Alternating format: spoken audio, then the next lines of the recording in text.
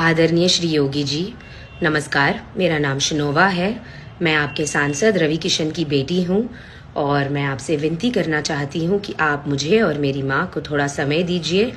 मैं आपको अपना सच बताना चाहती हूँ सबूतों के साथ।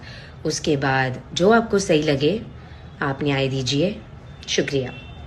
बीजेपी के सांसद रवि किशन की मुश्किलें खत्म होने का नाम ले नहीं रही। लोकसभा चुनाव से पहले ही रवि किशन मुसीबतों से घिर गए हैं। हाल ही में अपर्णा ठाकुर नाम की एक महिला ने दावा किया था कि वो रवि किशन की पत्नी हैं और दोनों ने 28 साल पहले शादी की थी।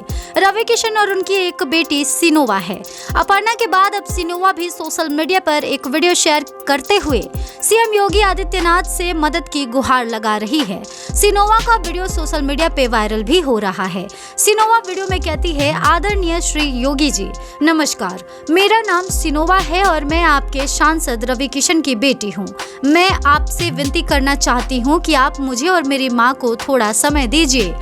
मैं आपको अपना सच बताना चाहती हूँ सबूतों के साथ, और उसके बाद जो आपको सही लगे वो आप कीजिएगा और न्याय करिएगा।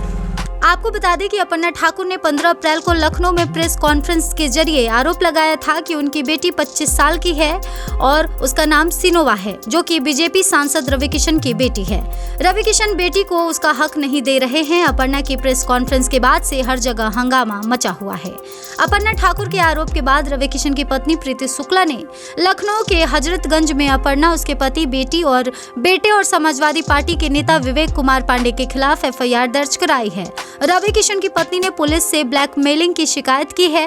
प्रीति शुक्ला ने कहा है कि 1 साल पहले भी इस महिला के खिलाफ ब्लैकमेलिंग की शिकायत मुंबई पुलिस से की गई थी। चुनाव के समय आरोप लगवाकर वो रवि किशन की छवि को खराब करने की कोशिश कर रही है। प्रीति शुक्ला ने अपने FIR में अपर्णा पर आरोप लगाया है कि उन्होंने उनसे 20 करोड़ रुपए की रंगदारी भी मांगी थी, जिसकी शिकायत उन्होंने मुंबई में की थी। उसके बाद भी अपर्णा ने 15 अप्रैल को लखनऊ आकर प्रेस कॉन्फ्रेंस कर डाली और ये सब कुछ कहा।